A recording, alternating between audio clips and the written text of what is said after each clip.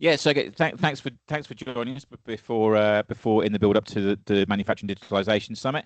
One of the problems that we'll certainly be discussing across the 2 days is that many manufacturers struggle to move beyond test phase and for their digital transformation projects, and we all often talk about manufacturers getting stuck in pilot purgatory, for want of a better phrase. What are your top tips? What's your advice on how manufacturers can scale beyond that project phase in a successful way?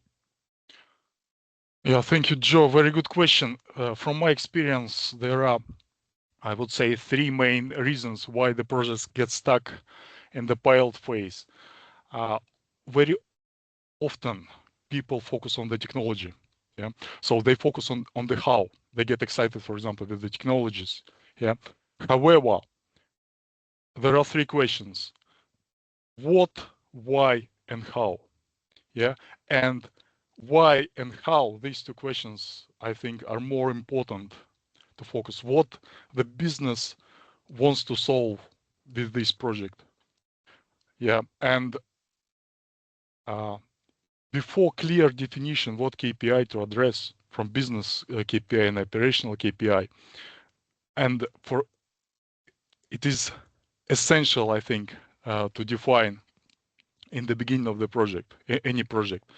Yeah, and second, basically, when you define the KPI to target, yeah, and when you have an idea how, yeah, maybe through exploratory, the second most important thing about the people. All digital transformation fundamentally about people, because from my experience, all technologies, most of the technologies, let's say, are out there. However, how to implement them, yeah, and how to satisfy business need and also all stakeholders which are needed.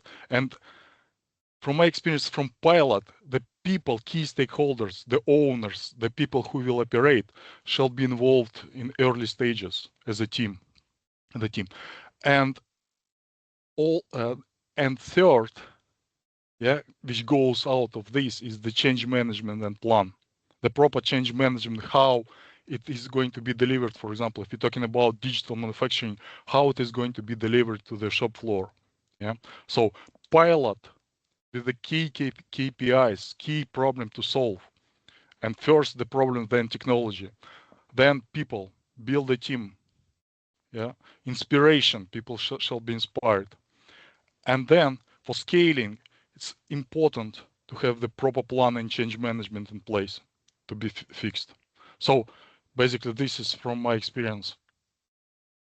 That's fantastic. Yes, Yeah. yeah, we certainly talk a lot about bringing the workforce along the journey with you. That's great. And won't come as any surprise to you. We talk a lot about manufacturing using AI. It's a hot topic. Will be a hot topic at the summit, no doubt.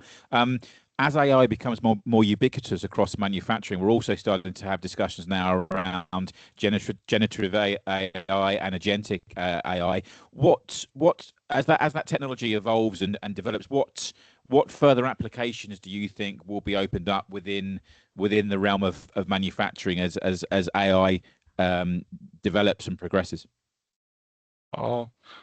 Basically, we all use AI.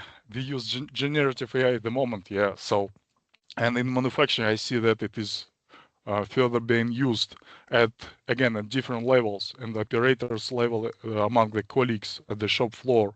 For example, I would say regarding generative AIs, work instructions, helping with work instructions, helping also like creating reports and analytics of the data, and helping also with the problem solving. So it goes more to shop floor level. And regarding agentic AI, it is evolving as well in parallel. Yeah, because this agent, they being implemented and they are emerging at operations, so they can, for example, track operations, track the deviations of the process, yeah, or of the maintenance, for example, to do prediction what will happen and what needs to be changed. And in the end, they are supposed to change either the process or do predictive maintenance or condition-based maintenance. So basically, still operator takes the final decision, for example, to change the process, to adopt, I don't know, central lining, and do, I don't know, to replace simple bearing.